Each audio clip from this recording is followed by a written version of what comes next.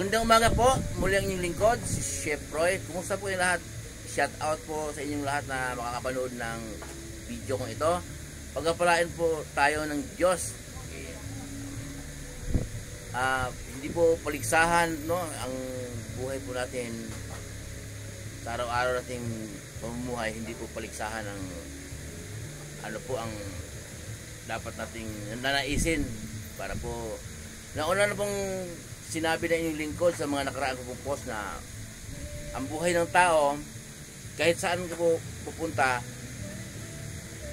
kahit gaano karaming pera, kung hindi po tayo makapagtinto sa mga pinagkaloob sa atin ng Diyos na biyaya, hindi po tayo maging masaya.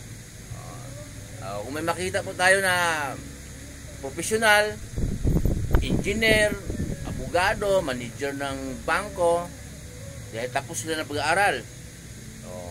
Kung ikaw naman waiter lang, waitress lang, janitor, chef, kung pareho din naman kayong nakakatulong sa pamilya, ayos na yun.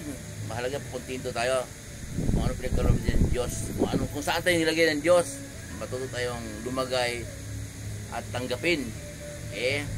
Ay kung may nakikita po kayo na pumapasok sa work niya, nakasakay siya sa kotse niya na mamahalin, magarang kotse, kung nakabisikleta ka lang, pareho naman kayong nalilit. Ayos na yun. Nang malaga po, kontento po tayo para maging masaya kung anong pinagkaloob sa atin ng Diyos. Pero magsikap din at nagabayan tayo ng Diyos. Kung halimbawa po yung mga mapera, ang cellphone nila ay mamahalin, nagkakahalaga ng 100,000. O kung ang cellphone mo naman Samsung lang o nagkakahalaga ng 8,000, ayos na po yun. Pareho naman kayo nakaka-chat, nakakatawag, nakakapag-text, pareho din na kayo nakakapag-video. Ang mahalaga, kontento po tayo kung ano nagkaloob sa atin ng Diyos. Kung ang kinakain ng mga mayayaman, mga sugpo, alimango, mga masarap na pagkain, morcon, kung ang kinakain ko naman tilapiyang maliliit lang sa kabangos, pareho naman kami nabubusog, ayos na yun. Mahalaga po, kontento po tayo kung anong pinagkaloob sa atin ng Diyos na biyaya. Magiging masaya po tayo. Kung ang tinutulugan naman nila ay aircon, magandang kwarto, magandang bahay, gaya ng tinutulugan yung lingkod, kubo lang, nasa gitna ng bukid. Pero pareho naman kami nakakatulog ng mahimbing.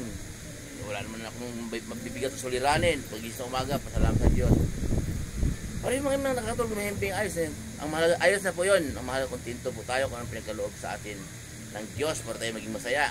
Okay, mulit po ang sinasabi ng lingkod, pinaalala na bago patulog, magpasalamat sa Diyos sa biyayang pinagkaloob niya sa atin. Maghapon natin galawan, magkatrabaho, malakas tayo, pinagkalooban niya tayo ng lakas. At pag-isip sa umaga, magpasalamat sa Diyos kung may kape man, kahit wala tinapay, dahil tayo po nagising maayos at yung iba binangungot na po hindi na nagising, patay na.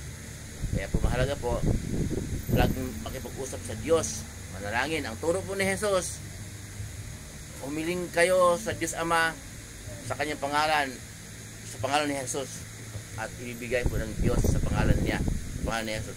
Muli pa yung lingkod, si Chef Roy. Mabuhay po kayo, iingatan po ng Diyos, sasamahan kayo kahit saan kayo papunta, sa mga trabaho pinasukan ninyo, mga negosyo, anong pinagkikitaan niyo sa buhay ayon sa kalooban ng Diyos.